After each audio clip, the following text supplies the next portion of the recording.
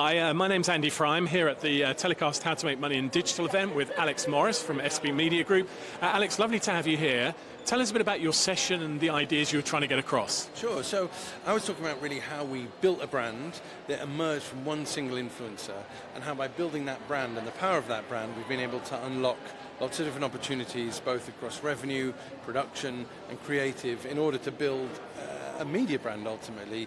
There's these emerging companies, kind of creator businesses, and I think we're leading the way in that kind of creator media business in terms of taking the best of the kind of media publishing world and combining it with the best of the creator world. Yeah, it's really interesting because you've taken an individual who had an identity, Supercar Blondie, and turned it into this very diversified group. What would you say were the pivotal moments, the key landmark sort of things along the journey? Yeah, so the journey started a while ago, started 10 years ago almost. I would say some of the key pivotal moments were realizing that Supercar Blondie herself was a brand, realizing that the content had a unique style and a unique voice. Then when COVID hit, pivoting the business and realizing that actually the brand was powerful enough it could stand on its own feet without Alex being in every single piece of content as the key talent. And then I guess more recently, the launch of our website, supercarblondie.com, because ultimately that's the true testament of the fact we've gone beyond the individual into be able to have a website that's all about automotive news, tech and breaking news and trending topics, which doesn't include a personality at all.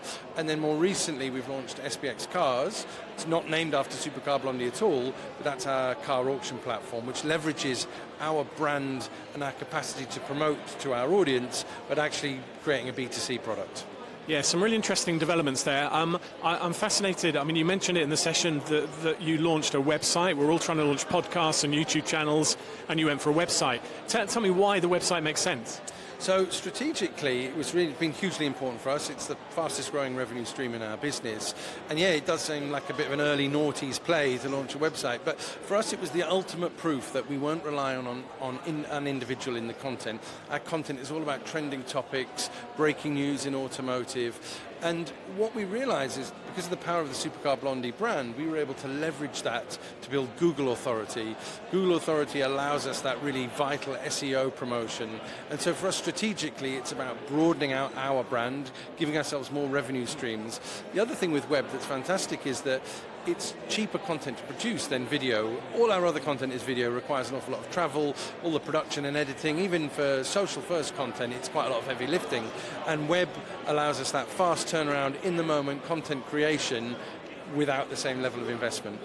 You also made this really interesting point that Alex, as Supercar Blondie, initially had some resistance to the fact she was a woman in the car industry. Do you think we've moved on from that 10 years on? Do you think there's a kind of different culture? I think it's evolving. I think the culture is different in different places, and what we found now in social, yes, it's quite accepted and quite usual, and there are lots of other female automotive creators who followed suit. I think for her it was a real perfect storm in terms of being pretty much the first woman to do what she'd done, certainly in social. The fact that she was doing it in a style, social first content, very engaging. It's all about the hooks and audience interaction, which again was quite different. So I think, look, there's a lot of progress still to be made, but we certainly don't have the same issues as she would have faced at the time when she started. A final question. I know it's not everybody's ambition, but you've created a big enough business that you could imagine getting commissioned by TV channels, you could make TV shows. Is traditional media still, is that interesting for you, getting car shows onto TV? So it's actually becoming interesting for us. So one of the things we're exploring now is how we can work in that world, developing our own IP that could then have a life beyond digital. So we're very keen to explore that world. It's all about, for us, extending the brand, right? And wherever we can extend that brand, finding new revenue opportunities, new brand building opportunities, if we can do that and take it into TV, perhaps with the right partners, I think for us that would be a really exciting opportunity. Yeah, because one of your three tenets was distribute everywhere, wasn't it? Absolutely, and TV's fundamentally part of that. The challenge for TV is breaking through the commissioner barrier, right? Through my experience, getting stuff commissioned is really, really difficult. So for us, when we're making our own content, we're the commissioners, so we can really make all those decisions and pivot wherever we want.